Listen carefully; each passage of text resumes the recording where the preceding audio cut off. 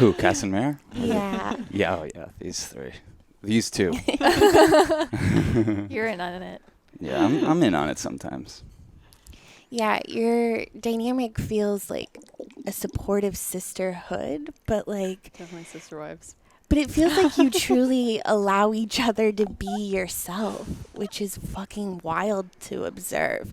Because even in girl friendships, I don't know if we truly allow each other to be ourselves, you know? Yeah. Especially in a dynamic where there might be sexual competition. Yeah.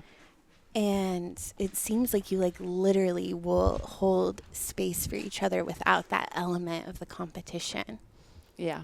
We try. You know, we're both Leo risings 1 degree apart on the ascendant. Oh, really? Yeah. Wow. You know astrology way better than me. I'm not an astrology witch, but I love it. Yeah. I Yeah. assume so.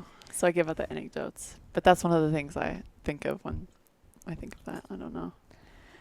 Can you tell me why I am a Virgo rising and a Virgo sun, but not fucking organized in the least? And so messy. Yeah, it's funny because that's the biggest quality that people that I can't identify with as a Virgo. Are you born at night? First of all, let me just clarify this. 7 a.m. A.M. Mhm. So the sun was out, Yeah. bright and shining. All right, daytime child. So you can't use that excuse. I use that excuse because I was born at night and my moon is Cancer. And so when you're born at night with a day chart, your moon is really your luminary. So it acts as your sun. So you'll identify more with that part of your chart.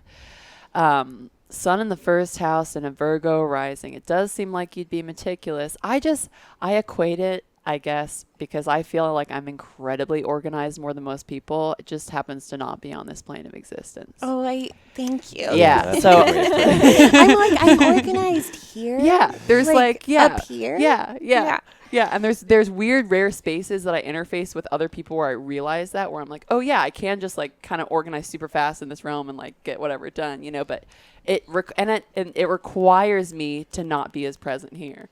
And I'm always going to have to like work more of that balance, you know, because I'm existing in this fucking human body on this planet. But it definitely feels like it's an intentional part of like my consciousness channeling about like I literally need to tune out some of these frequencies so that I can organize the others because they're more important to me.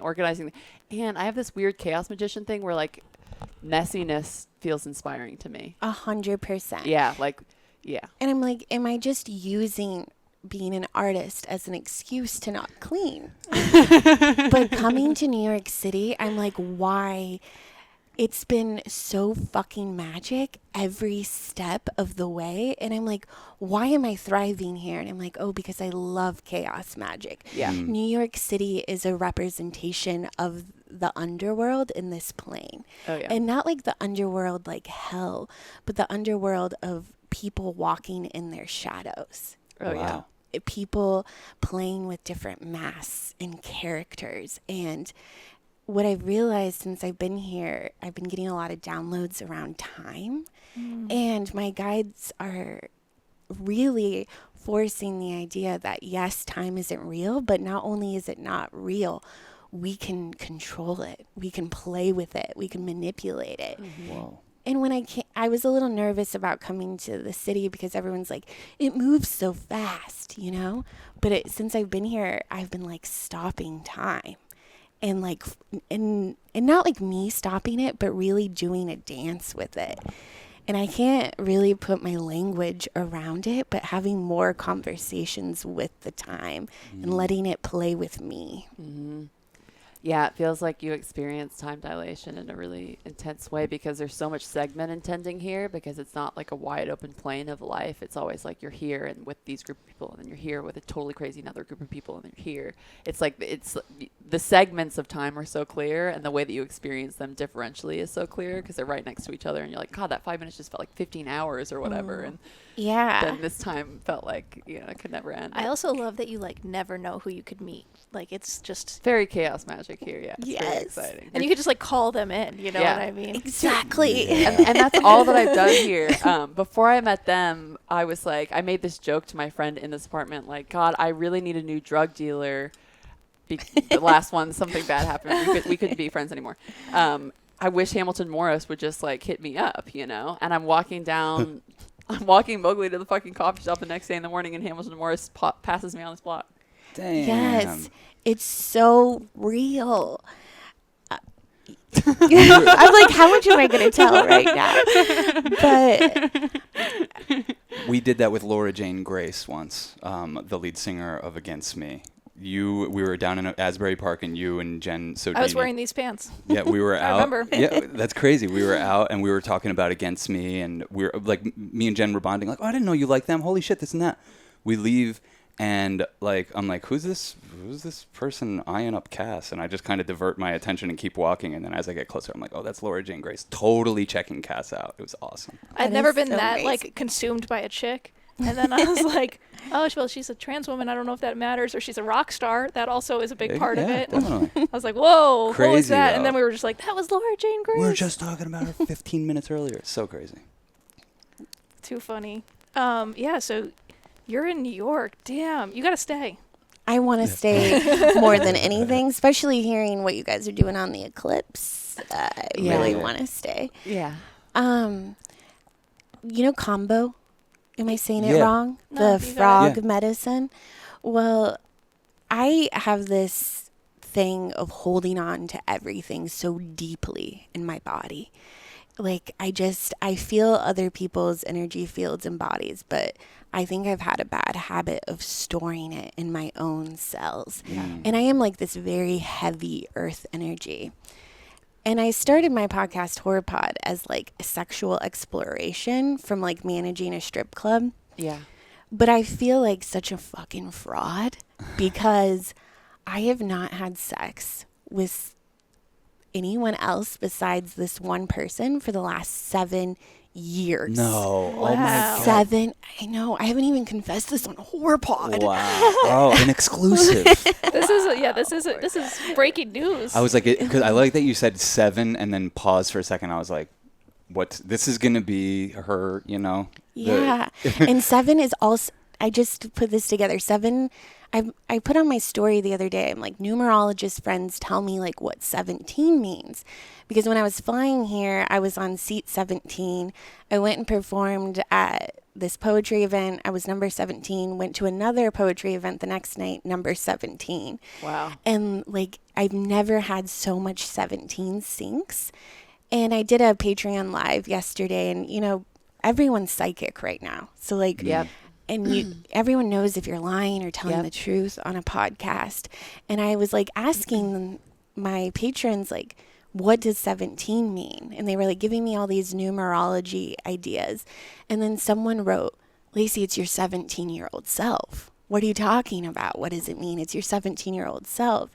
And I just started like bawling. I talk about our inner child a lot, but I think we're taught we're this one self when really we're our 5-year-old self, we're our teenage self, we're our higher self. You know, we're the crone. We're all these selves, and we're trying to be one thing in society and operate from that. And I started bawling because I was like, oh shit, I was supposed to come to New York when I was 17. Oh, damn. I wanted to be in theater so bad, and I was an orphan and applying to all these schools, and I didn't even get to, like, I applied, and you were supposed to have your parents come in and like apply with you, and I had no parents to come in. So this like guidance counselor like took me by the hand and like helped me go through this application process. And I got into this theater program in New York, but I could never pay for it. And my family like did not give a fuck about the arts, you know. I was living with my grandparents. And like I felt like I lost that dream, like it died inside of me, because I always thought I would be living in New York and be a real fucking artist and do theater stuff. And that part of me like died. And when she said that, I was just like bawling. I was like, I'm my 17-year-old self here. Damn. Like, and I've just been dressing.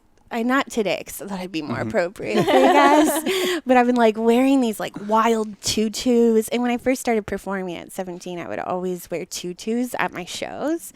And like, so I've just been like wearing huge like tutus with trains and like I see color as energy. So I've been like embracing the color lilac.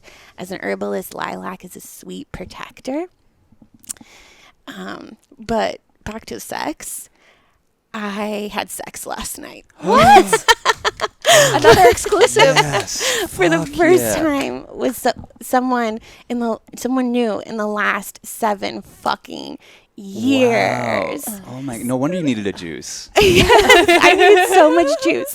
And like the time thing is real because like I kicked him out at 6 o'clock this morning. I was like, I have to do a podcast with really cool people tomorrow, and my brain isn't gonna work. And he's like, what? Really? And I was like, yes, you have to leave, and I'm gonna talk about you on the podcast. And he's Yes. like, what? Awesome. And yeah, and but I was like, oh no, I'm gonna be so tired. But really, I feel like I got the best night of sleep of my life. Awesome. Like but it's that time thing. It's like, I think us fearing time restricts energy in our body. Like we constantly, I think everything is magic. So I'm so manic energy right now. I'm love all it. over the place. Carry this thing. You got it. We're on acid. We're here for the ride. Yeah, you're channeling all of us. Yeah. We're sorry. So I'm really, as a witch, I'm really into dark goddesses in the underworld. And there's a dark goddess, Medea. And Medea was a dark goddess of illusion and delusion and foresight and prophecy. And I believe we're kind of ran by this energy of the Matrix, and for lack of better words. And this energy of the Matrix uses the occult magic of Medea from the underworld, and we call it media. But it like comes from that name. Wow. And they use occult ritual to put spells on us. And one of the biggest spells we have on ourselves is this energy of time. And we're told all the time that time is limited, time is restrictive. And with that magic, we start restricting in our physical form. We start restricting in our energy field.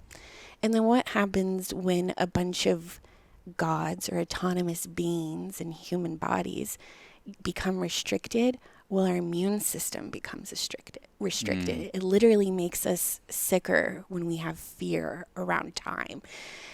Wow. And we have such a fear around time because we don't know how to integrate death in our everyday cycle. Yeah. And we don't know how to integrate death in our everyday cycle because a lot of us don't live. When I found you guys, I was like, those motherfuckers are living. I am in love with these people at first sight because they're truly living as artists. Yeah. And when it feels like we're not, oh man, is there hell to pay? You know? if there feels like any stagnation, Yeah. it feels like it definitely brings out the worst in me, you know? Yeah. I'm like, let's keep it moving.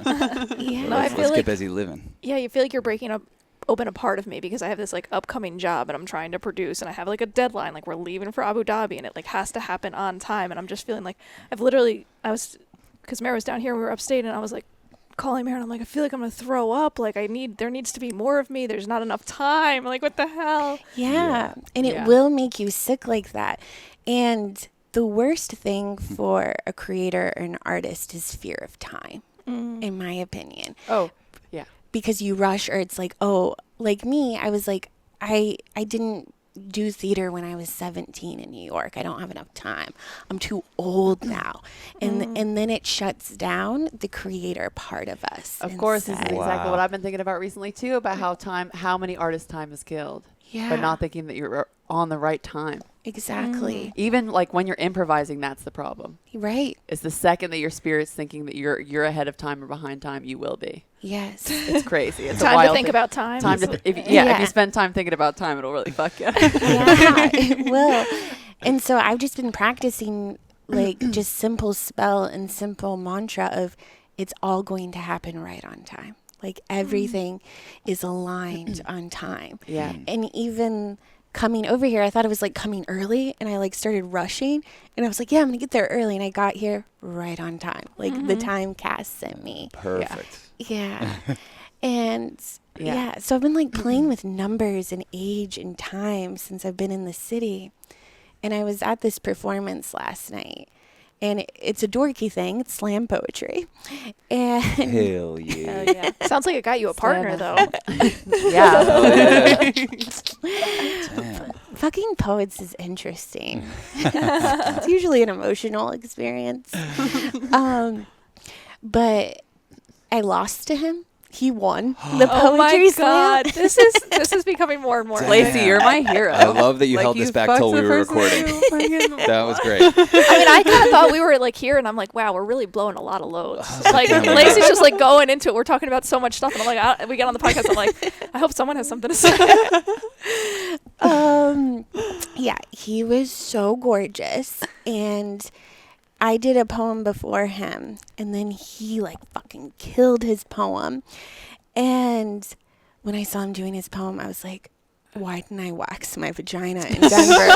Why didn't I not wax my vagina? It's like I like couldn't focus on my next poem I was gonna do because I was like, how is he gonna feel about the fact that my bush is so much redder than this hair? Like, gonna love it. am I gonna have to tell him ahead of time? And like all this is like going through my head, and then I'm like, bitch, you're not gonna have sex. You haven't had sex in 7 years.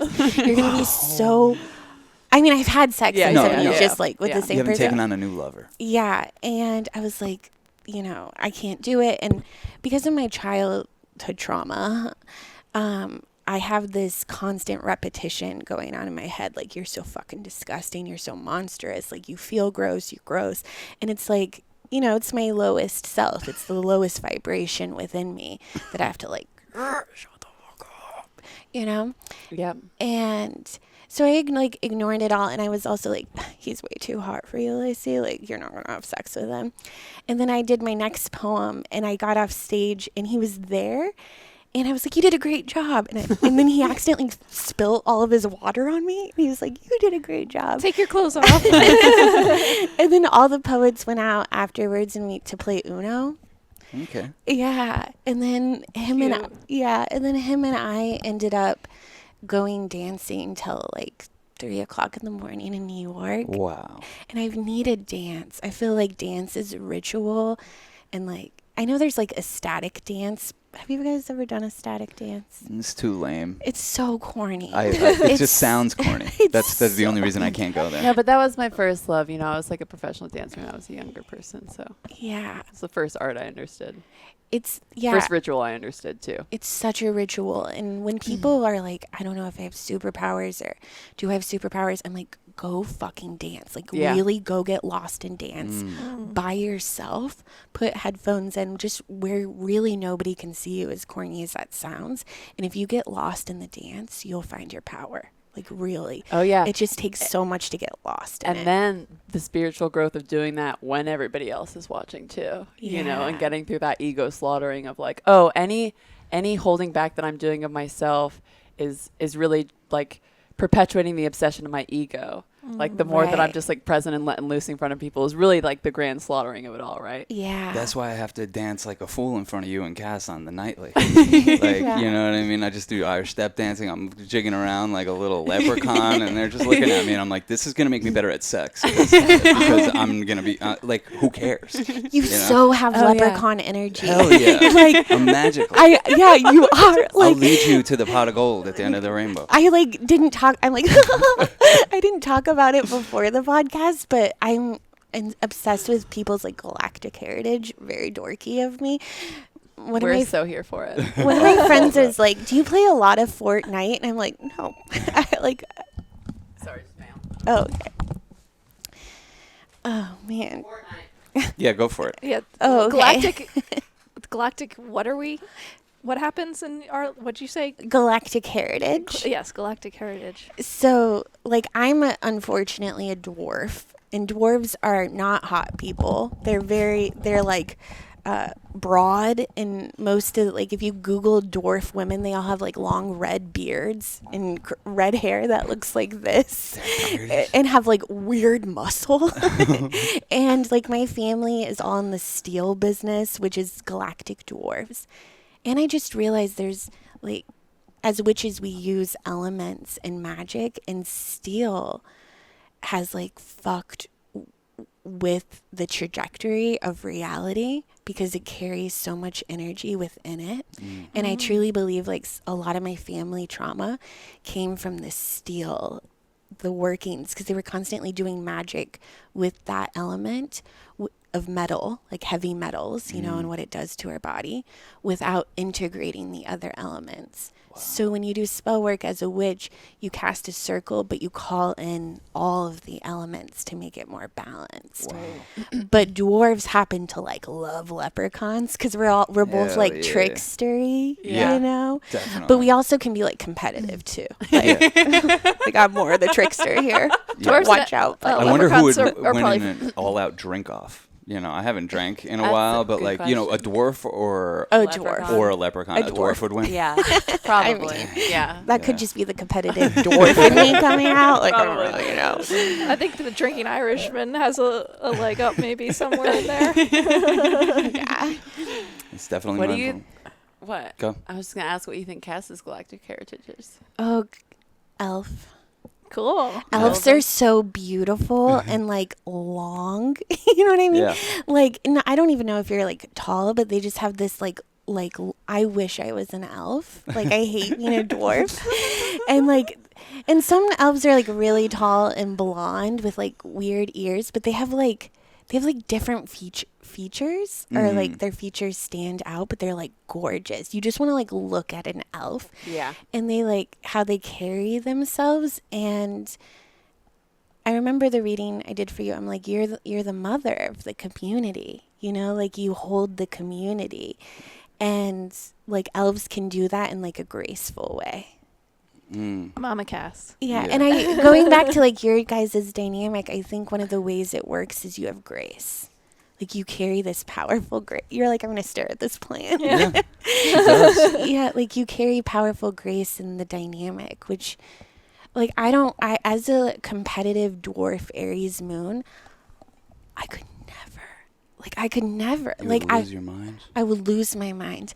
But that's the lower vibration of me. Do you know what I mean? I think like what you guys are doing is like a higher dimensional version of a relationship Yeah. where I am clearly I'm not there. I just had sex. But Well, yeah. I think we're like, it's kind of funny because like we're competing for Sean, I guess, but it's kind of more like a hand into the baton. I think it's like Sean and I are competing for mayor too. You know, it's like kind of all Yeah. dynamics all around.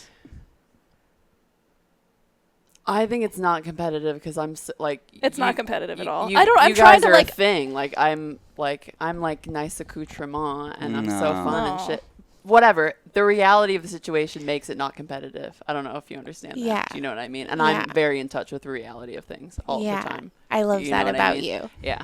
Yeah. So, Virgo. Yeah. Well, yeah. we like Sean and I dressed exactly the same today, and we were like, okay, like this is like, we don't want to make it a thing that we like look like I had green pants on and a dark shirt, and I I was came like, in and all dressed up and I was like, I'm ready. And then she comes out 5 minutes later. no, I don't pay dressed attention. exactly like me. I had planned my pants the night before, Okay. you know. All right. So I was like, I don't want to make this a thing, like. You're like, we just look like fools if we're in a throuple and we look like a couple. You know? That's the cutest thing I've heard. It's so cute. They're so cute like that all the time. That was very poetic. No, and I like want to spread around the competition, but it doesn't even feel like, I don't know. I feel like Mare's, like I feel like it transcends jealousy, and I don't think she doesn't threaten me. Like her energy's not trying to threaten me. I hope I don't threaten her. I hope Sean doesn't. Like I think our Well, like it's more pure. We try to like love each other. And yeah, you love each other. Yeah. Like beyond that, like you love each other. And the only way I feel like it wouldn't work is if you didn't fully love Cass, or if you didn't fully love Mare, or Yeah, you didn't exactly. fully love Cass.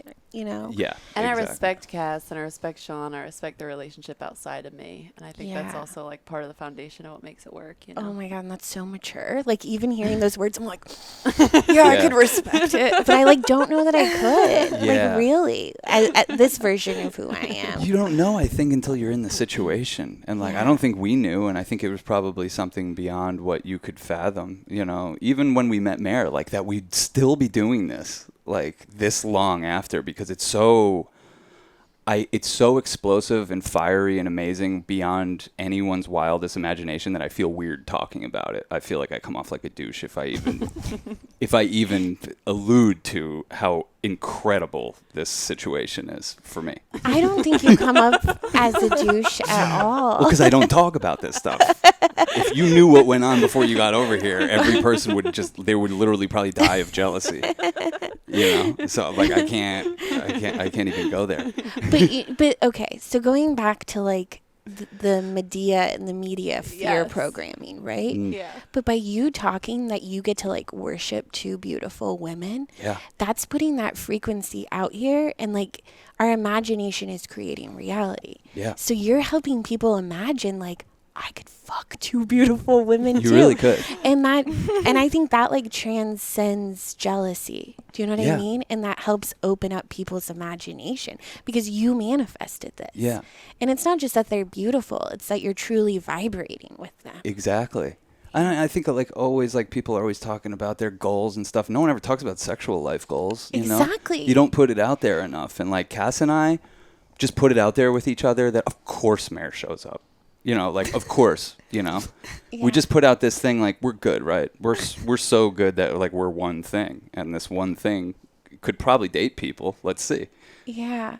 And so much of sex, it's like STDs, AIDS, pregnancy. Like from the time that's what when I went to sex ed, it was like, they told us about sexual predators and about STDs. And I'm like, this shit is so scary. Yeah. Like, I'm terrified of it. And I'm like sort of sex obsessed just because it's one of the blockages that I'm supposed to work through while I'm here. Mm. And Virgo. yeah. And with this guy last night, he was like muscular and hot and tall and handsome and dark and all of the things I could dream of. And Getting me turned on just thinking about it. yeah, Talking it. it was so hot. And we were like dancing, and I couldn't tell if he was even into me because, I was just the weird poet of a night. And as we were dancing, he was like, I'm kind of in my mind right now. And I'm like, sorry. And I'm like, oh no, tell me more. That like makes me feel better. And he's like, I'm getting over like a breakup, and I don't even know if I'm supposed to be like in a club dancing. And I'm like, I'm getting over this too. And he's like, will you tell me like a sexual story? Or like, will you just like tell me something? And I don't even know what he was asking. And I was like, okay. So there's this one time I was at a concert, and I'm like telling him this, whispering in his ear in the middle of the club. I was like, I can do Hoar Pod shit. You know what I mean? Like I can tell a sex story in someone's ear. Very arousing. And I was like, I was at a concert, and it was Kid Cudi a long time ago when he was going through the Cudi Cobain phase. And the crowd was so smushed together, and he was having a mental breakdown in the back, Kid Cudi was. And so there were like DJs, and they kept bringing different people out. But we were all smushed together, and I was wearing a skirt without underwear. And my boyfriend at the time had sex with me from behind, like while we were in the crowd.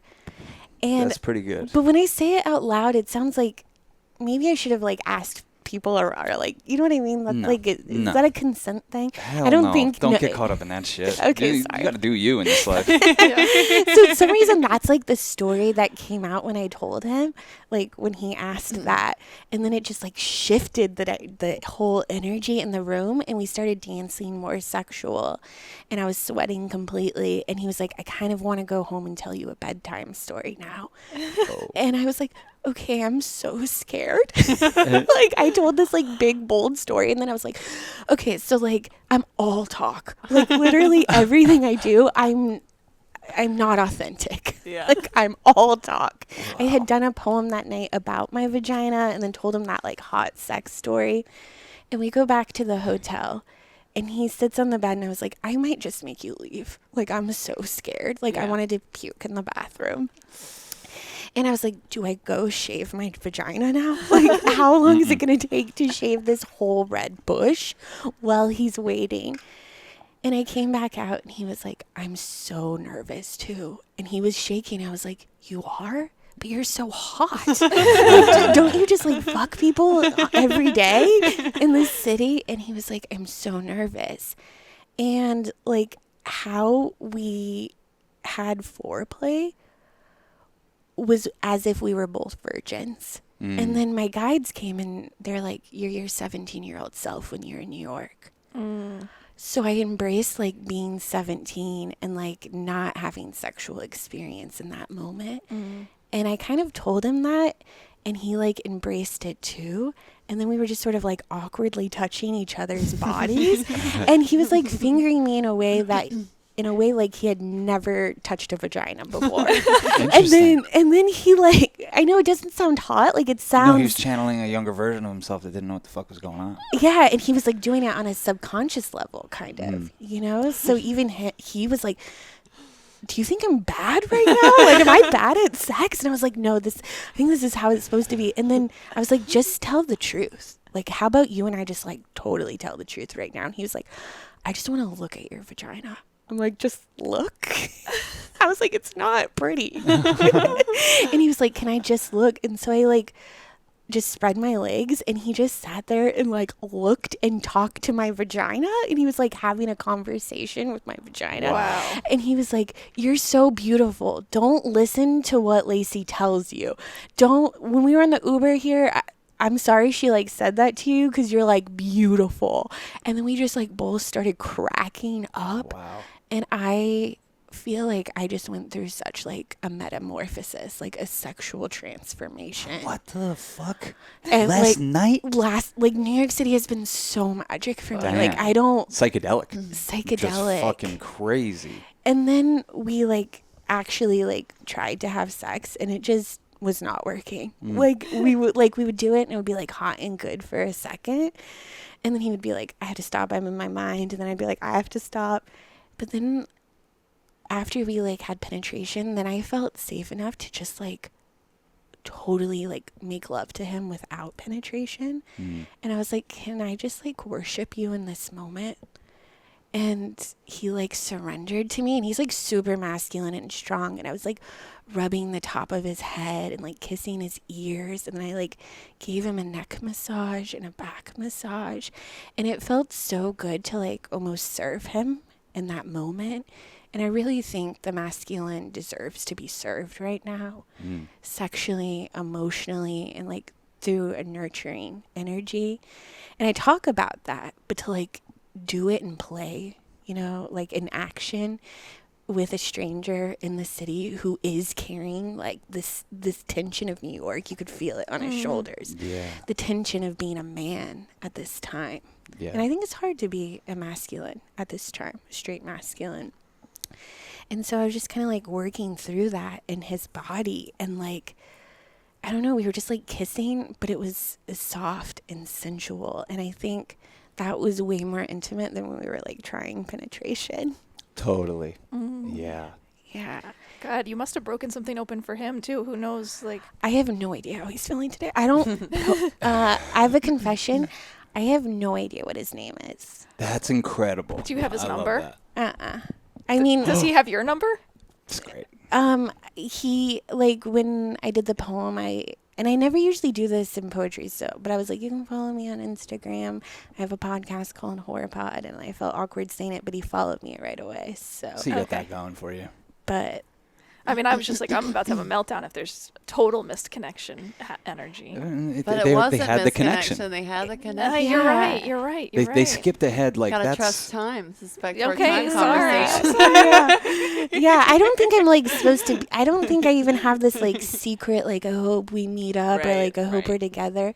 Like I truly believe in sacred one night stands. Totally. yeah. Like yeah. you can like honor someone's being and their energy field just for that moment. Yeah. With truly not like, are you gonna call me tomorrow? Or like, All Yeah, the and I mean, you could games. probably do that with more purity because you don't know that much about them. So you're just like worshiping as the divine masculine, not the guy who like forgot to take out the trash or whatever the fucking thing is. You know what I mean? Not that Yeah. that's ever an issue with us. I don't know why I even said that, but you know what I mean? Like different Yeah. tropes. Yeah, and I know he felt weird towards the end because I was like thinking about you guys towards the end. I was like, I don't want to fuck up my opportunity to go see these guys. Like, I really want to be able to see them tomorrow. So I was like, we were like holding each other, and I could have held him for like days, I think. Yeah.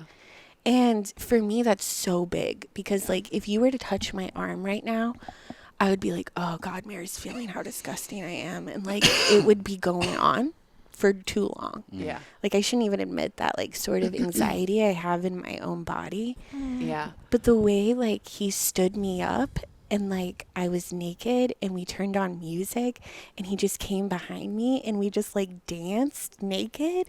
And he was just, like, holding me in a way that I was like, I'm not disgusting. Like, I'm not in this moment. I love that he appreciated your vagina too, like, 'cause that's such a huge thing that like women do in women's group, and I found it very like helpful and healing. But to have someone else do it, I think it's like a full circuit kind of like your vagina should have nice words said to it, you know? Yeah, and it's helping me right now process this with you guys because I haven't told anyone yet. Like, I'm literally just walking out of it, and we were so in the moment that I was like not in my head some of the times. I was like not processing it.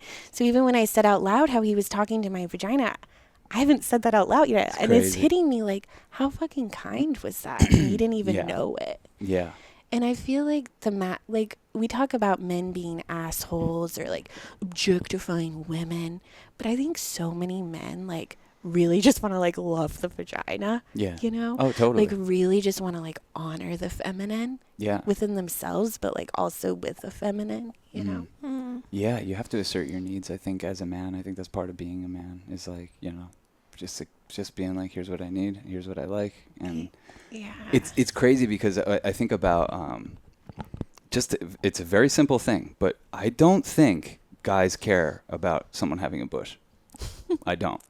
I think, especially when you're first hooking up with somebody, if it's a one-night stand and they have a bush, I'm almost like, oh, well, you weren't expecting this. That is really hot. I do like that, you know? Oh, I have something else that like I'm just remembering now too that's pretty huge. I have PCOS and it's called polycystic ovarian syndrome. Yeah. And it's kind of like what we were talking about earlier with the Lyme, you know, it's like something people identify with, you know, and I definitely identify with it. Or I did. I'm like letting that go right now. But what PCOS does is it creates a ton of cysts on your ovaries. And I have like 2 softball size. Like my ovaries are like the size of a softball because there's so many cysts on them. Whoa. And it makes you like gain weight and hold weight. Like I've gone like all vegan, cut out sugar, no alcohol, and like you just don't lose the weight. And it's your pituitary gland telling your ovaries on an energetic level. There's like scientists who've wrote about this. It's your pituitary gland telling your ovaries it's not safe to get pregnant. So you don't ovulate. So that's why it's all there. It's like you don't release. Like literally my body won't fucking release. So I'll go long time, like time. I don't know how to say it with period. I won't have my period for months at a time. And like that's super toxic. That's like death energy because you know you need to bleed with life. And as he was talking, like as we were having sex last night, I started gushing blood. Incredible. It's like the bleeding just started happening. And it's like something in that sexual healing that happened last night. It's like my body is like, you can let go of things now. Yeah. You can, Holy shit, Lacey. Second de-virgining. Yeah. Oh yeah, and de-virginizing. it was truly a virgin ceremony. Yeah. Yeah. And there's like this bigger connection of like your ovary, the sacral area is where you're a creator from. Yeah. Like you create art from that area, but you also create life from that area. And so there's like this bigger connection of being 17 and feeling like I couldn't be the creator. Yeah. You know? Absolutely. And that's like kind of when the PCOS like started. Yeah. And so I like couldn't be the creator and then like holding on to my sexual trauma. And now I'm like in New York City performing every night, like releasing in that creative way and then the sexual way. Yeah. And it's like my body's like, okay, we can align now. Like we can do it. Yes. Yeah, I was just thinking about recently, like, why do our shadows show up in the sexual realm more than any other realm the most intensely? Like, that seems to be, if you, like, study the realms of life, like, your shadow is most present in that realm. Yeah. It's like, what the fuck is that about? Because I guess it's just, like, the most intense human interaction. But it's because it's also supposed to be the realm where the most healing takes place. Yeah. There isn't space in that realm for hiding, even though you think there is. No. You know? Yeah. And like, it's funny you talk about needs because like needs needs is an interesting way to think about sexual desire, because sexual desire is really you playing out your shadow through desire and your karmic ties that are distorted through intimacy. Yeah. You know, and so desire is actually a moving target. It's not like this is what turns me on in this lifetime, unless you don't move spiritually in the lifetime. And the same archetype is what's fulfilling you in whatever archetype you want to be. You know what I mean? Yeah. But if you're evolving spiritually, it'll be different archetypes. And different things. And the other thing that happens when you evolve spiritually is you understand that there's not a stagnation in what it is to need and desire, and really you can desire anything. You can muster desire for anything, right? It's really like resistance that's in between you and thinking everything is hot, because really everything is hot and does turn you on. Yeah. You know? Yeah. Yeah. We de-virginized Mare. You know, she went through a similar, like, not taking on new lovers thing. Yeah. And it surprises me when you say that, because I'm like, because the energy you carry and the energy Mare carries, I would both fully, totally respect if you were like, oh yeah, I'm a fucking slut, I don't care, you know, whatever, I embrace it, I love it, you know, totally. But yeah, Mare told us how many partners she had, and I was like, get the fuck out of here.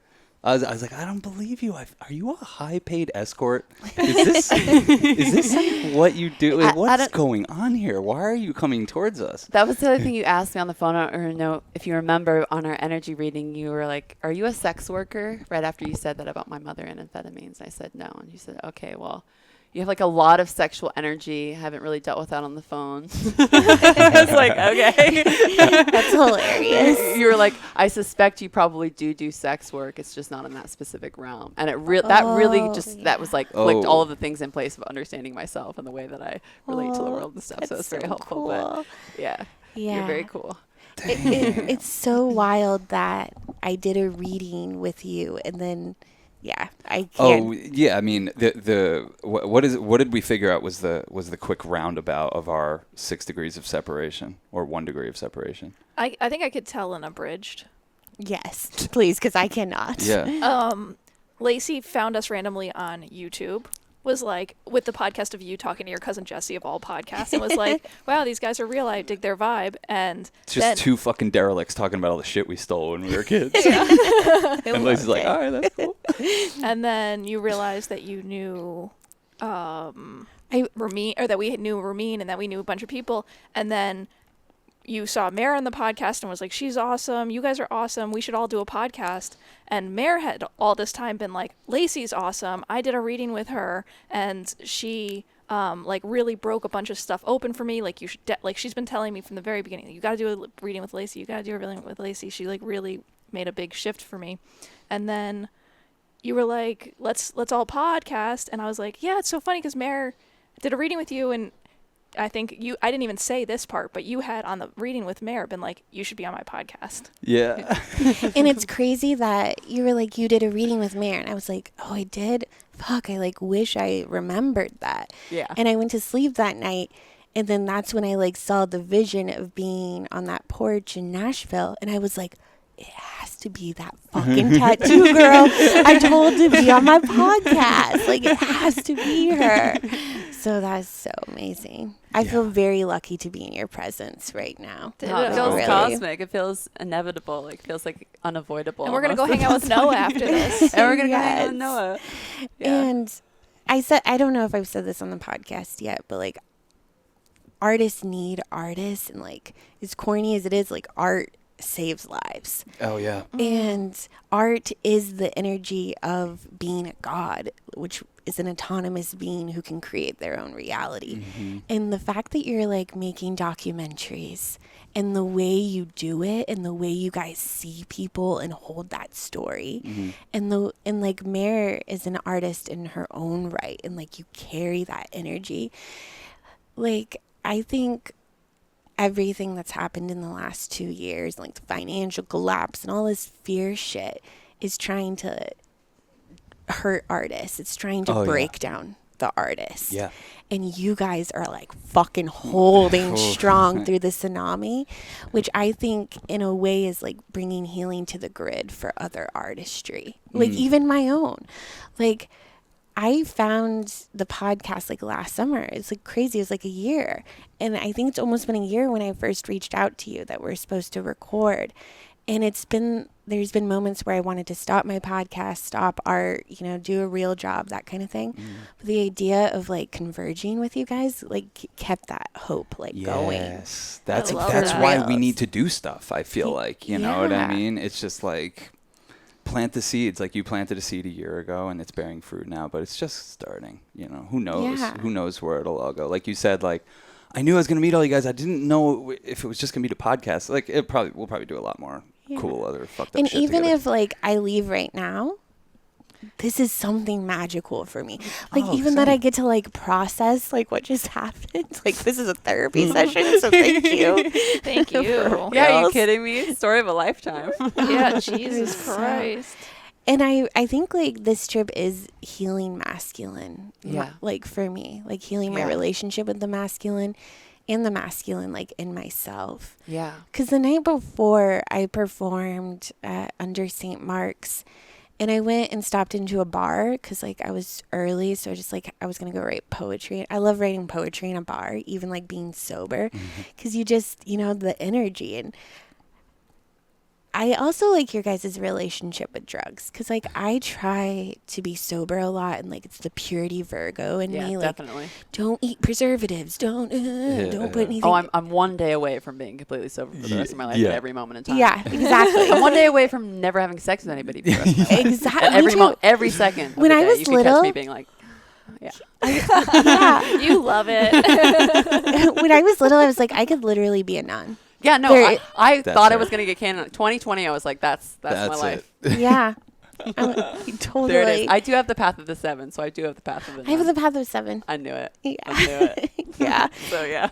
Yes. So interesting. Yeah. The only thing I really know about the path of the 7 is that we keep our feet on the fire, right? Like we go to like the worst of the worst to like teach about it and tell about it. Is that it? Well, it's the monk path, path of the 7. So the chariot card too, journeying, but spiritual journeying. And I think about it expressing it as myself, and like with the psychedelics all the time, that like spiritual journeying in my life, But yeah, it's the path of non-attachment, and that could be part of the like feet on the fire, like symbology that you're thinking of too. Yeah. And the part where I was like, I have to get rid of everything in my apartment because I was coming to New York for a few days. Yes. So like non-attachment. We have to be Totally. careful what we leave with Mare, because she might just. Yeah, sometimes she does a complete just gets rid of everything. What the fuck? I my liked gosh. that thing. Mir, you're my people. No, seriously. So cool. I was trying to think. I think Leonard Cohen had the path of the 7. I think And there's he like literally went to the top of a mountain for 7 years. yeah, and he did the monk thing Yeah. for real. Yeah. But I think there's a traveling nature to it too. As far as just like, I guess that's how you think about trips too. Just experiencing as many different connections as possible in a lifetime, so that you can have a broader view of it through that journey, And I know that sounds like anybody could relate to that, but it is just more of like this. I don't know how to describe it. The thing that feels fulfilling to me in my life is thinking about anything that aligns with monkhood. Anything that aligns with that. Trajectory of things. Yeah, And Meryl take orders like you wouldn't believe. Like you wouldn't think so, because you're like, oh shit, this is a woman who fucking whatever. Like if I'm like, maybe I don't want to really do it. She's just like, oh, we're not doing that anymore. Cool. And she'll beat me to it and be better at it than I am. She's very good at that. You're very mutable. Yes. Yeah. And just like you were saying with, the mutability of like masculine and feminine within us. It's also like, and there being sort of the cavalry of like your young person and your old person, and the mother archetype in you and the father archetype in you. Yeah. There's so many different personalities within that. And I feel very in touch with that just because I'm such a mutable person. And I have such a range in my voice. You can hear it when you listen to me speak, all the different kinds of personalities, not just in like the high or the lows, but I like really the way like your at which voicemail. Hey. this is Hey. Mare. Like do you feel safe and confident and comfortable listening to me? I felt like it was You feel so like you have sexual. something I to was like, say. she's so sexually powerful. Oh, God. You have no idea. Jesus Christ. This is the shit I can't talk about. But no, I just think it's like part of my art to explore that, like, oh yeah, like within a person there's those many people. And so it's made people in my life really uncomfortable, and it's part of my art form that I feel like I almost identify as abrasive to the people around me, which is just like a fixedness in my mutability. Like, I'm going to change, I love the change, and like I like the embodiment of different things, and we all do it all the time. And I think the more you get to know yourself and other people, the more you can try and because you're never separated, but the more you'll realize like the different like gravities of person within a single person. You know what I mean? Yeah, completely. Yeah, and when I was having sex with that guy last night, it was definitely like our 17-year-old self, but then it would like wave in and out, and I saw like his 4-year-old self. You know, I saw his like 6-year-old self, and it was like, it sounds creepy, but it was like really nice to hold him and like hold that 5-year-old him. Yeah. From like a heart space. Yeah. And part of like, I like what you said earlier. You were talking about how we can really like manifest who we see. I think we get fucked up about manifestation in like the spiritual world because it teaches you so much how to manifest money, how to manifest a new opportunity. When it's like, I think the coolest manifestation is like when you can really manifest your friends, like when you can really manifest who is walking next to you on the street. There was a point in my life when like Lyft and Uber first came out, and I was like doing Lyft and Uber to make money to go to the country, and which was fucking weird and like so unsafe. Yeah. Crazy. Like, I know, so unsafe. We create our reality, and I was safe the whole time. But like, it was fun with magic. Because I would just manifest who would enter the car. I'm like, okay, next I want like someone who's a producer in music, and like they would literally come into the car, like, and I was just like playing with characters because we are each other, and then we can call on the different characters that reflect ourselves. And the other night when I went to under St. Mark's to perform, when I was in that bar, it wasn't super conscious, but I was like, I need to like, guides just show me who I need to like encounter before I go do this poem. And like fucking 2 seconds later, this guy walks through the door like bustling and like real tall, and like I'm like, please don't be it, please don't be it. And he has this like hat on and sits next to me, and he's like, I'm a producer from LA and I produce commercials and I'm here in New York. And I was like, okay. You know? And then he just kept like asking me questions, and I was like trying to just like be in my notebook to write poems, because like, this is definitely not who my guide sent to me. And he was like, I'm 52, and like just telling me boring shit. And then he like was asking about my parents and like where I grew up, and I just looked at him, because this is usually like a real stopper of a conversation, because I can be very cold even though I'm 5'2" with a squeaky voice. And I was like, I'm an orphan. And he's like, I just fell in love with you. Like a real orphan? I was like, yes, a real orphan. And I'm like, and I have to go perform. And then I had already told the bartender where I was performing. So they were like, oh, have fun at this. And they said the name. And I left. And then the guy came and sat next to me at my performance. And he watched me perform. And he's 52. And right before I performed, there was a mother or dad-daughter performance in front of us. And he was like, he just like held my hand through it. And normally if a 52-year-old fucking stranger fucking touches me, I will punch you in the face. The Aries in me is a little volatile and violent. And I like actually like let him touch my hand for a second. And he put his head on my shoulder a little. And I was like, oh, you're just a little bit of father energy right now. That's gonna like, I'm going to allow this much father healing and like father archetype come in.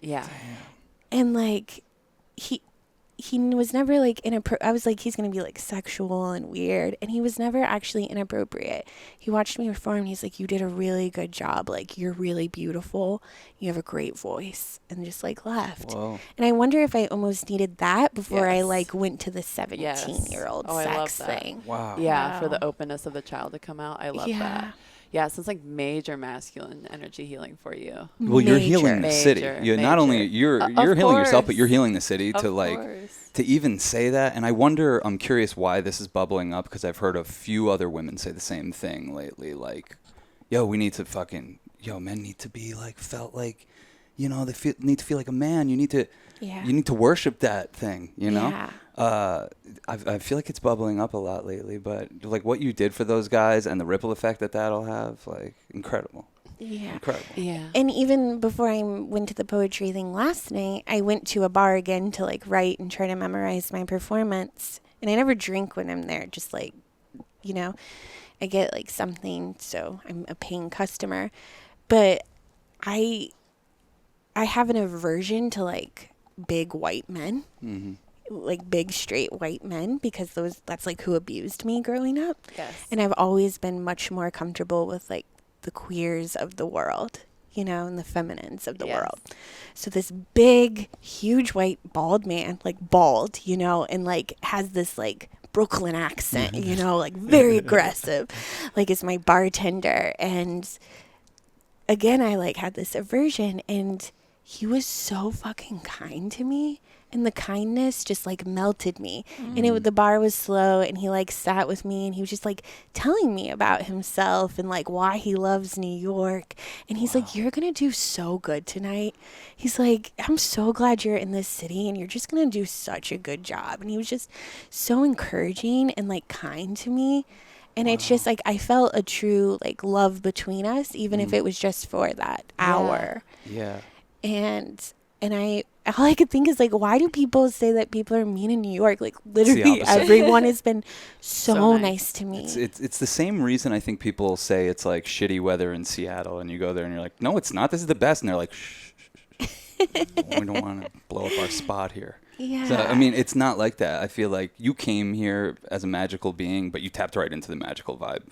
You can tap into that, and that's the really alluring magnetic part of this place for all of us. Yeah. Is like, man, anything can happen at any time. You could tap into the magic of synchronicity and just like Yes. just the mystery unfolding right in front of you, and all the beings that will pop up. And the different expressions of archetypes like you experience. Yeah. You know, you will like, meet the divine masculine if you're in New York for a long enough period. You know, you will meet the toxic masculine, but you'll meet the divine too, because it's all here. It's all in the same It's all here. bar. It's all loud. It's all in the same bar. Yeah. You know? And I wonder how much of like the toxic masculine was a projection of my own wounding.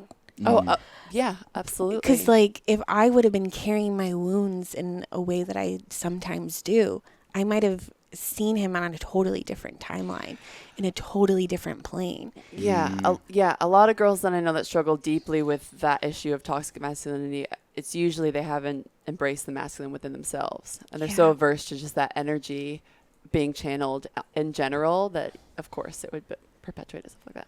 Totally. And I know like when we talk about manifestation, people are like, why am I not manifesting this thing that I want? Because I'm like thinking about it. I'm doing the mantra. I'm doing the Right. ritual. But we manifest, in my opinion, through like feeling in the body and through our energy field. And sometimes our bodies are literally carrying these wounds, these timelines from when we were 7. So then we're manifesting from our 7-year-old self. We're manifesting from that wounding on a subconscious level. But we'll get so frustrated because they're like, I fucking did that ritual this morning. I did my spell candle, you know? And it's like, yeah, you're saying the right things. And there's nothing... And people... And then in this, like, toxic positivity spiritual world, they'll teach you something's wrong with you, or just pay for this course, and then you'll like really learn to manifest. But people aren't realizing that their divine higher self is trying to heal that wound, so they're manifesting the frequency of that wound to Totally. live through it again, to bring healing to Totally. it. And it's, totally. And it's the same thing sexually, because people will say the same thing. Why do I keep manifesting the same partners or the same sexual experience? Because you're not. Yeah. You're stuck on it, you know. Damn. Yeah. You got work to do with that energy. Yeah. Yeah. It's all happening for you. It's just whether you're going to judge it or not. Right. Yeah. Yeah. For you. For you. Not Yeah. to you. Yeah. Simple distinction. And Yeah. that's time. It's happening for you. Like when you want to move with it, you just can move with time. Yeah. It's not Yeah. it's not an entity happening outside of you. Yeah. I still don't have the language around the time thing. Yeah, I'm trying to like work Yeah. it No, it's good to out. talk about it. No, This is a yeah. good space to talk about it. I love that you've talked about time and the divine masculine because I'm having my Saturn return and it's about to go Yes. exact in like a week. So Yep, it's about to get fucking real. Oh, you're gonna have to go into isolation. Oh, I'm going to Georgia. She is. She's Yeah. going. She really, I was like, literally is. there's gonna just be a period of it, probably. You know, Yeah. a period of that isolation. Yeah, 7th house Saturn. And the universe is just scooping us out of here the first time we've worked in fucking 3 years. Like all Yeah. of a sudden, it's like, oh, you got to go. All of a sudden, Yeah. yeah. Crazy. Yeah. It's so. I thought this job crazy. was about us, but it's about Mare. Yeah. Literally before it was happening the day it goes exact, which is Cass's birthday. They were supposed to leave on Yeah. the 18th. Yeah, yeah. Wow. Keep Yeah. it interesting. How Yeah. long will you be gone? Couple weeks. Yeah. So A How do you- month basically though. yeah, kind we're of gonna a- keep going. Well, how long does she need to stay isolated for? Time. She'll know. Yeah. There won't be a period of time, but I feel like you'll know when you have to get out of it because there will be a point where you have to be immersed again in the energy. But you'll have to pay attention because I think it's dangerous if you try to like force the isolation or stay in it too long. Yeah. It might be a day of isolation or 3 months. You Yeah. know? Well, I have isolation in my chart with Saturn in the 7th anyways. Okay. And he's staying there for like a month and a couple weeks just on my specific degree because that retrograde. Yeah. Which is pretty rare, right? Yeah, it's usually just like a couple weeks. And then he'll come back next year in January to do the final full sweep. And I thought I was going to call the EP that I'm recording there Grandma's House, but I may call it just Daddy's Home or Saturn Return. So something to do with that because it feels like that's where everything is spinning around, you know? Come to daddy. Is it your dad's grandma? Yes. Yeah. Of course. Yeah, it's his Yeah. dad's Yep. her dad's mother. Yeah. And I, Badass. But it's not, there's not like feminine energy from that. So it's not like it's not the mother your dad came from. Nope. But yeah. Because it's not like direct bloodline Nope. of the feminine. Yeah. yeah. So then that's why you can embrace more of the masculine. Wait, you just intuited that her dad was adopted? We talked about it. Oh, okay. Yeah. This is. She probably It wouldn't. could, It but- wouldn't. It wouldn't I don't know. surprise me. It wouldn't I didn't surprise know me. it. Yeah. Yeah. I didn't know if we talked about it or not. Yeah. But we're all talking Yes. here. Yeah. Yeah. And here, so I'm like, Yeah. which did we actually say that one out loud or something else out loud? Totally. Yeah. Yeah. Yeah. I can't remember what else I was going to say about Saturn and myself, but yeah, Saturn time. Yeah, but with intuition, like, I don't ever think it's an individual, like, intuiting. Oh yeah, you anything. tried to tap me into my power, and I'm like still not accepting it. You're like, you have all this into it. I'm like, I don't know, Lacey, but thank you. You do. Just like you're so powerful. I'm like, thank you, but I don't know. I just think sometimes Cass is like being in a body, and I think intuition requires some of that. Yeah, and an elf wouldn't feel like they were really powerful. Do you know what I mean? An elf just is. Okay, wait, do Mare now. What is Mare? Mare is a dark goddess from the underworld. Yep. Duh. Yeah. I knew it. I knew it. Yeah. Like, you could do dark spell work for sure. Like, you could do really dark things, dark magic. Jesus Christ. You She could. We try to You stay on her could. good side. Yeah. But good or bad, is that real? You know what I mean? Like, No. we just don't have the right words for it. Yeah. But like Medea, the dark goddess, like, which I feel like you kind of vibrate with, we've bastardized that in our society and made it media, and it's fucking awful, right? Like, the media is awful and controls people and kills people. No. But there's also, I found you through the media. I know. And what we make is media. Yeah. You know. Like, you, exactly. It's weird. So to think it's just bad or good, all dark magic is the weave of both, and Mary's the weave of both. You Yeah. know. Wow. But I wouldn't want to get on Mary's bad side, No. especially in the 3D reality. You know what I mean? Not that I think you would actually do anything, but you. You should see. You should have. So funny. Mare, I'll bring this up, see if it triggers anything in Mare. But remember when that woman came into your apartment and I saw Mare after that? There was this woman who came into her apartment when she was getting work done in her bathroom. And Mare was like, that bitch, I'm going to fucking. I don't even know what you were saying, but we there was. can't even talk about when Mary was like, just fucking mad at her neighbor, and I'm because as you're saying this, I'm like, Mare doesn't have like a shit list really, you know. No. But that neighbor got you. I don't think you guys understand my humor sometimes when I'm trying to be funny. Okay. You seem serious. Yeah, because I've never That's heard. the cutest thing I've heard you say. I've never laid a hand on anybody in my life. No. Now it's hard to believe I because know. everyone wants to write me as like, the dark mistress of the night all the time. I actually had my name Mary stripped when I was a young kid in school. All the time, people would be like, "You don't look like a Mary. You don't seem like a Mary," because like Really? Mary is like an affiliated with sainthood or whatever. So yeah, That was your first de-virginizing. Mary. Yeah, it was my first de-virginizing, and I just held strong. Just leaned into the archetype that everybody wanted me to be. But you're as sweet as they come. You know what I mean? Well, you that's have the this. thing. I feel like it's the secret sweet side. I think more people are becoming more known of it. You know, I know of it. So it's like, you don't have. That's why I can even joke about this one moment where I saw you be like mad, because it is like one moment, you know. Yeah, because you feel it in the moment. Like, you don't have to have a shit list because, like, you feel it and you let it be. Do you know what I mean? All the way. You, like, totally feel it and Yeah. let it come in you. People who have a shit list are those who aren't being true to their anger. So they Right. have to put it on a list. Right. You know, carrying resentment is like, it's because they haven't fully felt it. Like, I work with a lot of feminine people on their sacred rage, their anger. And the most angry beings are the women who tell me, I don't get mad. What are you doing? Lacey, I don't Yeah, get yeah. mad. I'm like, no, mad is just a state we go through each day. Oh, Happy yeah. it's not a place we go live. Yeah. It's an emotion we cycle through. So if you're telling me you don't cycle through it, you're telling me that is living deep in you. And then I'll ask more questions. I'll be like, yeah, I don't get mad, but like I do get like irritated sometimes when I'm driving. I'm like, okay, that is your sacred rage wounding coming to the surface. It's telling you actually don't have control of your anger. And you know, if it's irritated, they're really fucking flipping a bitch off. Yeah. You know, they're Yeah. Yeah.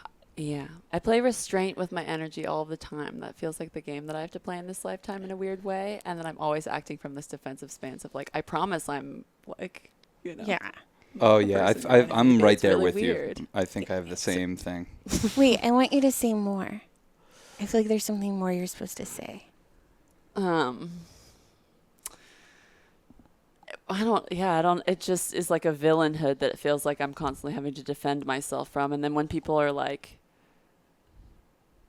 like you've seen my anger, you haven't seen my anger. And yeah, I have a ton of it, but I'm really good at restraining the amount of energy that I put in my life and focus and consciousness from a very young age about restraint. It feels like I get mad at myself about like, it's still not working. Like people are, like that kind of a thing. Like it bleeds it's through. still not enough. It's still always there. Like it's still the thing that people want to pick up from me.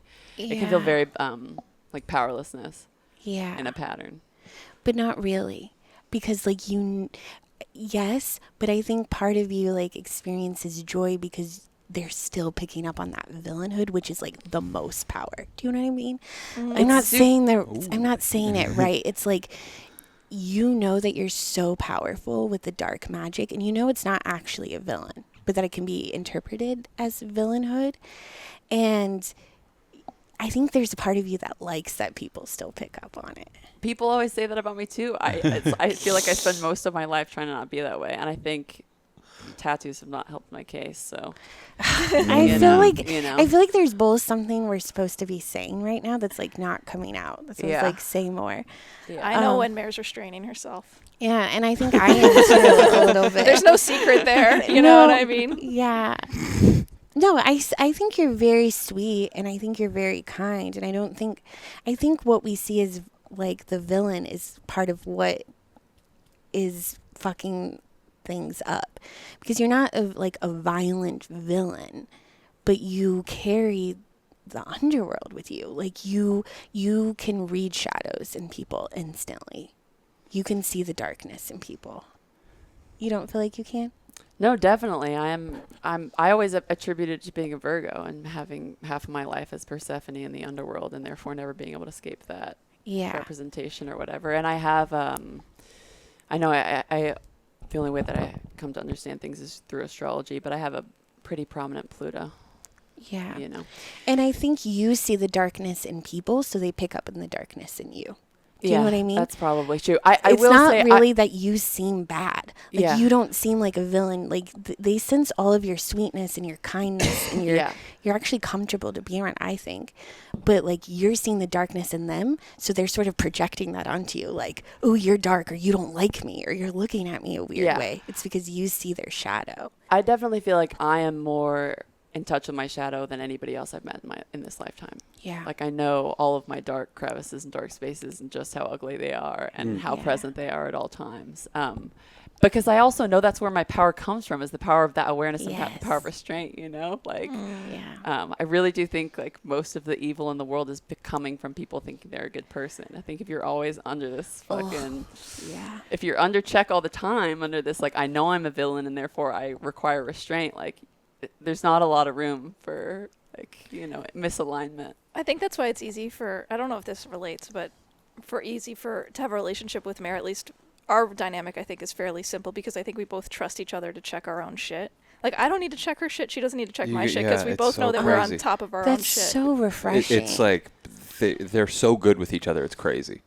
Yeah. You know, and then I feel like a failure because I'm like, fuck, man, am I good with either one of you? Am I ruining your lives or? Well, and we have so much communication that's not, obviously we all do, that's not happening on the physical, you know, like speaking plane, that by the time we're talking it out, it's just like a quick clarification and to like sweep something away. The way that we communicate is totally different, and like I don't even know how to talk about it, but yeah, we don't even go there. We have a great thing going on. I think so too. That's why we're like, Sean, catch up. And that's why, like, I think we'll defend each other to Sean or something, and he doesn't want to hear it. You know what I mean? He just wants to hear in a moment, and I'll be like, yeah, I just want to hear she's a bitch. That's so. I think you guys are like bringing bigger healing on a cosmic level to relationships and partnerships. Sometimes I think that. Sometimes I can get on a fucking delusional high horse about it, being like, I'm doing the work. I think you are, like, the fact that you guys, like, especially like this. I mean, all of it, like all of it. Yeah. But like in human design, I've Eden. You have Eden? No, I'm glad that you know about human design. This has been our biggest one lately. Yeah. What's your I don't know type about it. I'm a projector. cool. So That's me. We love you. yeah, there's something I like really feel like I relate to with you, but I don't know. Maybe because you're a leprechaun and I'm a dwarf. So I would like to say, just to clarify, I'm a manifestor, so I have a closed and repelling aura, which may just put all of the conversation into better language, but continue on. Okay. Yeah. No, I honestly don't know much about it except that as a projector, I like sit in a tree and watch, and this is from P the Fairy, but like watch the world happening. And like I'm constantly learning. Like we came here to learn. Yeah. And one thing I learned about that's really helped me in my life is I can get really frustrated, like really stuck on something and being like, what the fuck, you know? And I'll loop on it. And when that happens as a projector, if we just start learning, it can break us out of the loop. Yes. Like listening to a really good book or a new album coming out. And you might not think you're like learning from a new album coming out, but it's like the new frequency. Yeah. And it's taking your mind somewhere else or getting to do a new project. Yeah. And it's like that is like what projectors came to do. And we'll only do it if we've been invited to it. So it's like I've had this relationship with New York from a distance, but I had to really be like wait to like be invited here at the right time. And like invite is an energy form rather than just like, hey, you're invited. You know what I mean? Right. It's like these tentacles that will call you in when you're supposed to come.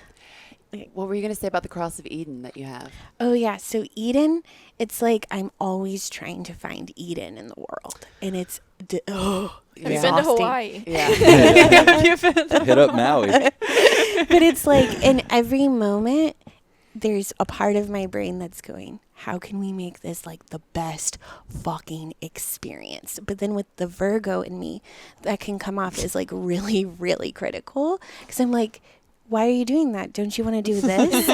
Like, And that's a projector thing too, I think. Yeah, I'm like making sure everything's at the highest. yeah, I'm vibe like, possible. should we have more drinks? Like, Yeah. is there this? Like, what will we be doing? Like, I just want to keep the moment good. Yeah. You know? That's Yes. my whole fucking thing. And when I feel like I'm not doing that, I feel like I shouldn't even exist in the world. Exactly. Yeah. Like, it goes from such extremes. Yeah. And I'm burying me in a hole if Yeah. I can't like do that. Yeah, you yeah, know? exactly. What's your authority? Do you remember? Sacral. Sacral? I Okay. think. Okay. Yeah. What's mine? None. You have no authority. Oh, yeah. Um. Some of those. Wow, boy. Yeah. I need to get another human design reading. Yeah, I 'cause want I'm to talk kinda to Fee the forget- Fairy. Yeah, he's Yeah. amazing. Where is she based out of? Great. Atlanta. Cool. Oh, Yeah. we should have her on. Georgia. We're down there, Yeah. Yeah, she's very fun. The I Georgia love her connection. art. Yeah. yeah. I'm not really familiar with her yet, but I want to. Yeah. Yeah. Yeah.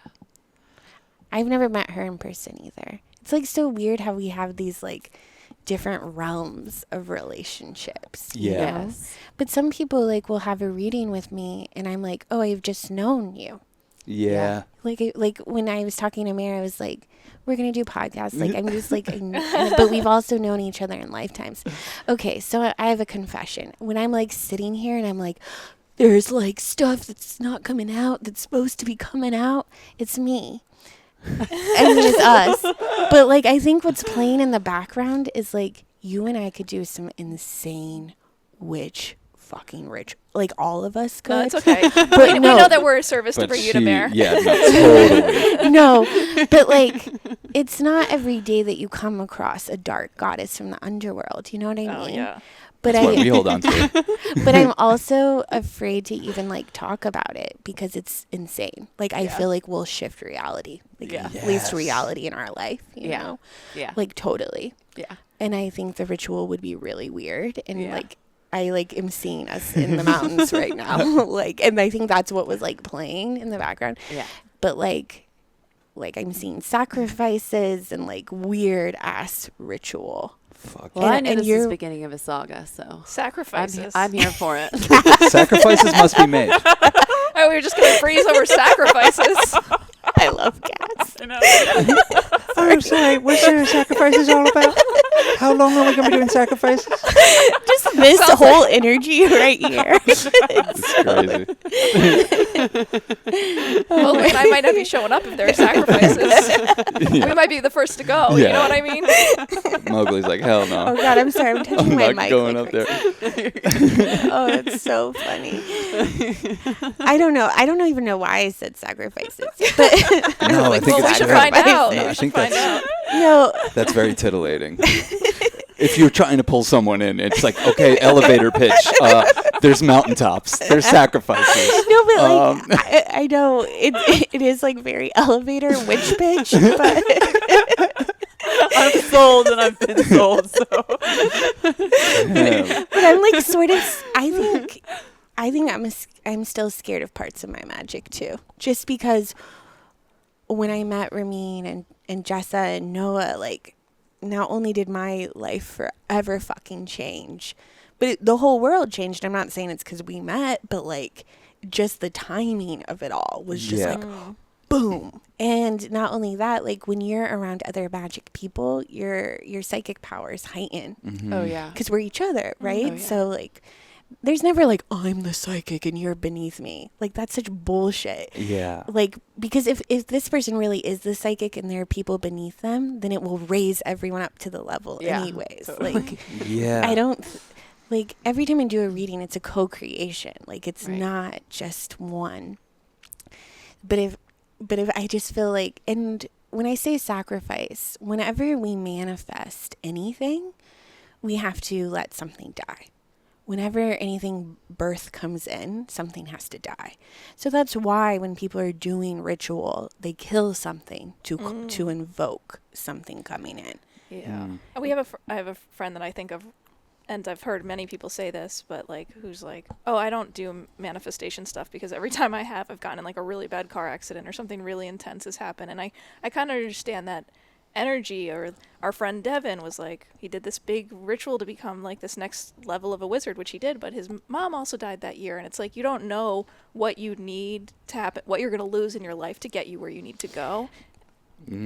Exactly. Exactly. It's high stakes. It is high stakes. Exactly. But when you do the sacrifice there in the ritual, you're killing that thing there so you don't go and get the car accident. You're choosing what you're killing. So then you can call it. You're like taking the power of reality. And we all have power over reality all the time. Does that make sense? Can it be a haircut?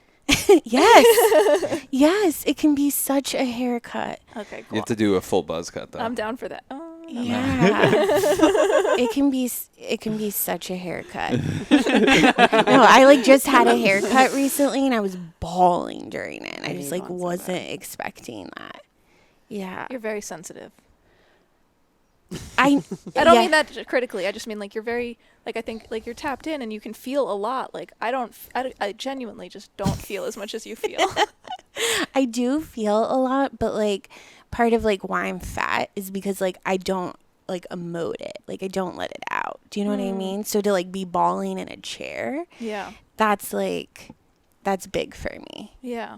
Because you have That's like awesome. protection mechanisms. Yeah, because I just keep it all in. So I don't bleed. So I don't like lose weight. It's like New York helped me do that publicly better and more and without shame. Like the girl that arrived to New York the first day would have never cried in public, and I have cried at the top of my fucking lungs on basically every street in this city. So, you know, it's poetry. it is, isn't it? Yeah, it really is. That's when you know you're a New Yorker. Oh, yeah.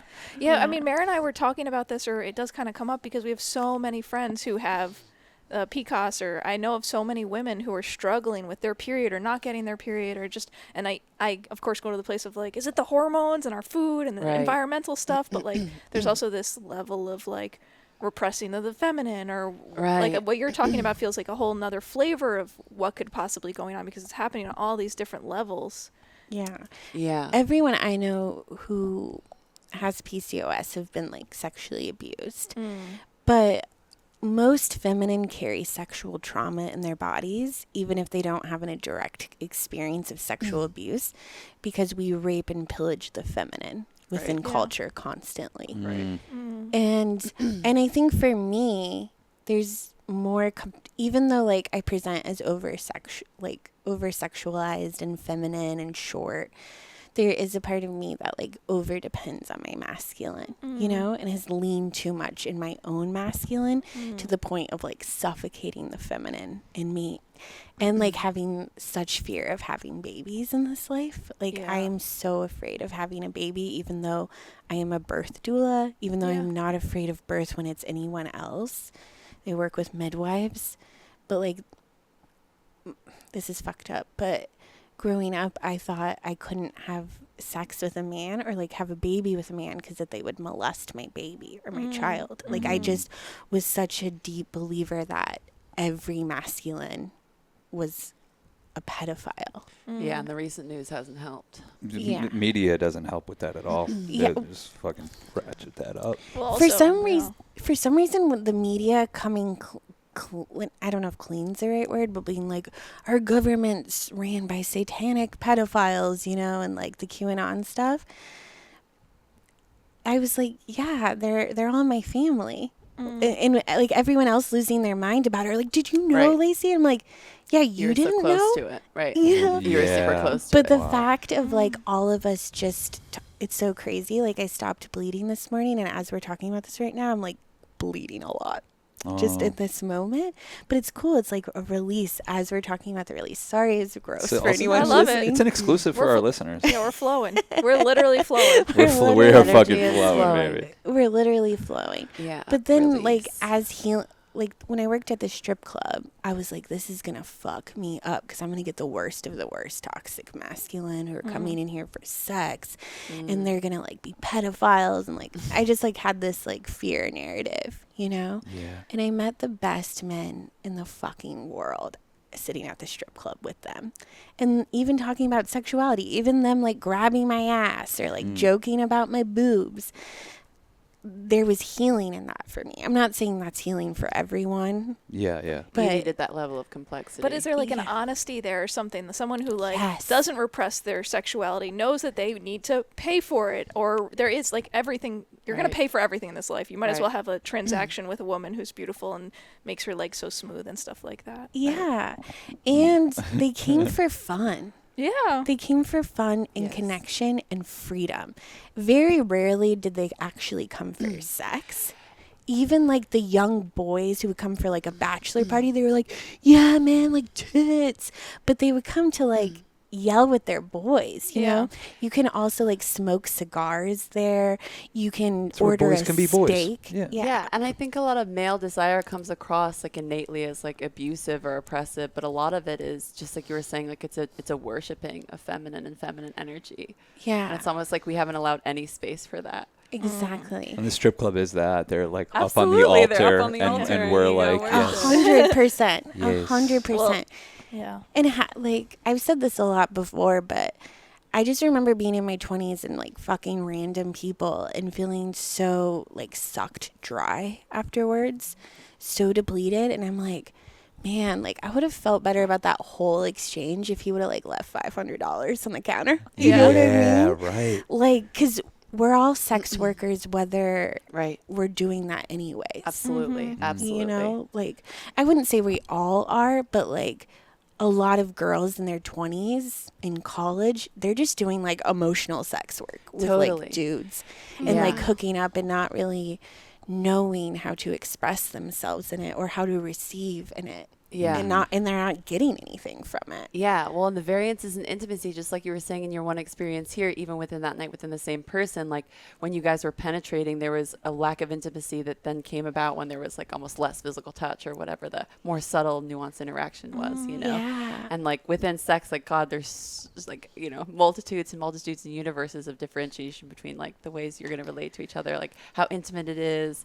in 1 second and then the next second and then all around and whatever, you know? Yeah. That can allow that healing to take place, whatever. Yeah, like I love spring because it is the time of like birth energy. You know, the witches follow the wheel of the year. And like witches are taught not to be afraid of death because we literally have times of sacrifice, times of death. And now is the time of like birth. And I needed this birth more than ever this spring because in the winter, I lost 6 friends this winter. Oh my God. Damn, I'm sorry to hear that. And it's like, in a way, I don't think we're talking about all the death that's happening right now. Like, in a way, I don't think we should be because, like, the news is, like, Yeah. Right. pushing that on us. But they're not talking about it in an authentic way. No. And there is a lot of death happening. There is a lot of, like, sacrifice happening for a new world to come. Yeah. And I think these souls and these spirits are stepping into that sacrifice in an honorable way. Like, that's just what I think.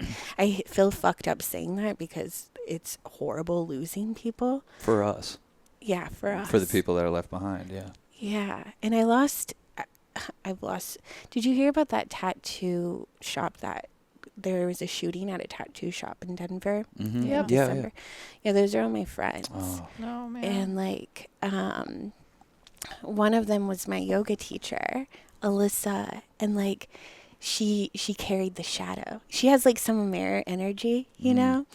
And she worked at the tattoo shop and like I never felt safe yoga. Like look at my body, like fucking yoga? Nah.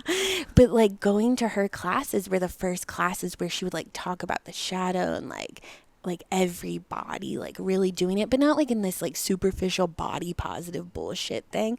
Like she'd get up and cry sometimes. She'd be like, I fucking hate my body today. Like I fucking hate this. Let's do downward dog. You know what I mean? And that's like what I needed. Yeah, totally. And so yeah, I lost her and like I could just feel this like extreme darkness after they left and like the grief but more like the darkness of the city and tattoo artists and artists like that it was literally scouted out. And after that there's a girl I grew up with named Desi, and when I go back home I have to go to her funeral because I didn't have her funeral. during winter because her mom was in the hospital with COVID. Oh, wow. Damn. And I was texting Desi the night she died because she was like posting like weird shit on social media. And I was like, something is fucking weird. And I was like, just meet me for coffee. Like, just let me get to you. And she was kind of like dancing around it. And then the next morning she was dead. And they don't, like, I think she might have taken pills and drank, or like, I don't know like how it was. But, like, I could feel her, like, spirit going and, like, kind of the layers she had to go through as she was dying. Yeah. And then I have a friend, Nick, who I met at an open mic when we were teenagers. And we, like, it was kind of like a New York experience that I'm experiencing now because he was such a vibrant artist. And we went and made out, and I, like, felt... I like didn't really want to make out with him, but I liked him. And the next day he wrote a poem about making out with me called She Kisses Like the Color Gray. Whoa. I know, it was very offensive, but I was kissing him like the color gray. And then, I didn't get offended because it was such a real fucking poem. And as I was kissing him, like I didn't. Inspiring art. Yeah, That's good art. It was it was beautiful art. And I was kissing him like that, you know? Yeah. Because when you're kissing someone you don't want to, like, how is that going to be It's a weird good? scene, yeah. Yeah.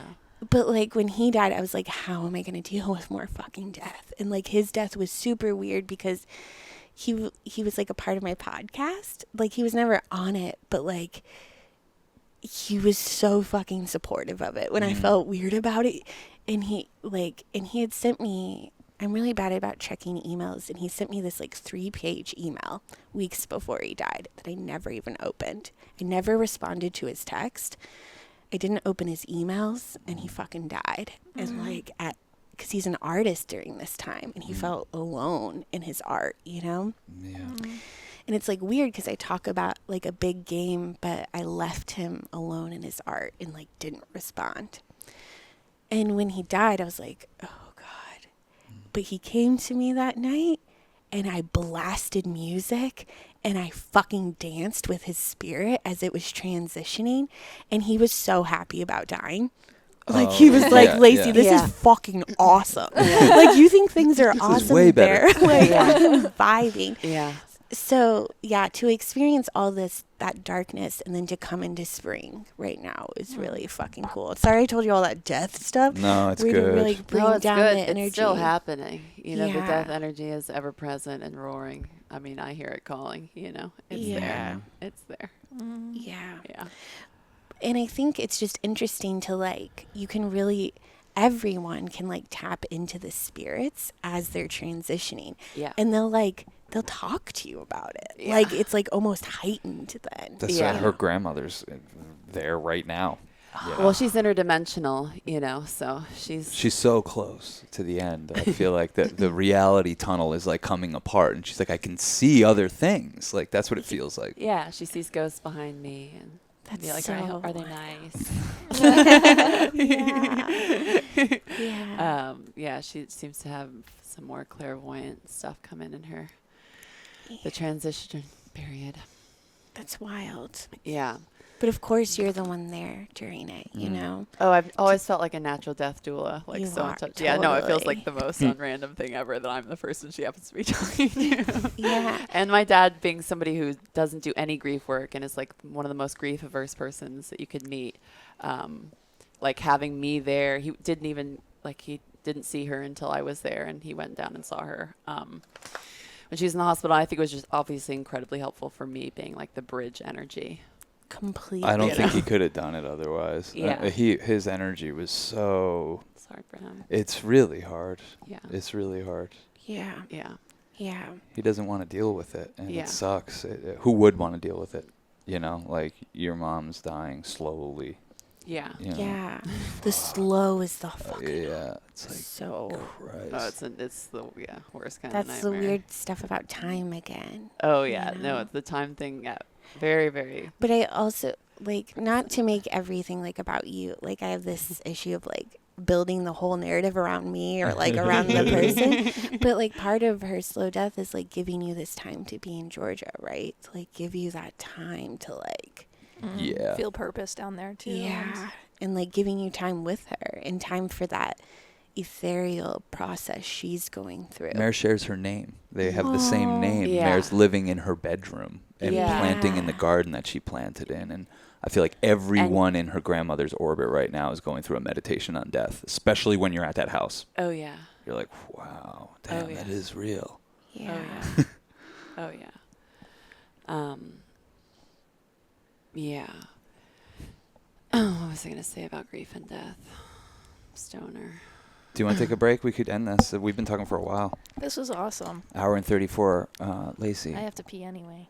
Hoar Pod. HOAR Pod. We're about to get on it. Yes. Yeah? You want to do it? do a Hoar Yeah. Pod. Okay, Yeah. cool. Oh, yeah. Vocal only. You'll get. If you're listening to us and somehow don't know about Lacey's podcast, we're about to be on there and it's going to be dope. Oh yeah. Yes. And you can find me on Instagram at Lacey's Free or on Patreon /Lacey Free. Hell Yes. yeah. This was a very generous gift. Thank you for being so open. You're and the sharing with best. us. Oh my God, you're the no, best. like you guys are like literally, I'm like processing the death I went through. Like this was very great processing. Thank you guys Oh, this is so great. much. This was awesome. We're going to do many more of these Yeah, together. I so can much feel it. magic to come. So Yes. much magic to I be had. absolutely love it. And deeply thank you for being the artists and creators you are and like Ditto. staying Yeah, so ditto, fucking true to Lacey. it. Thank you. It's helping other artists. Hell yeah. Bye. Patreon.com/Church of Chill. Yeah. Ay, ay, ay. Cool.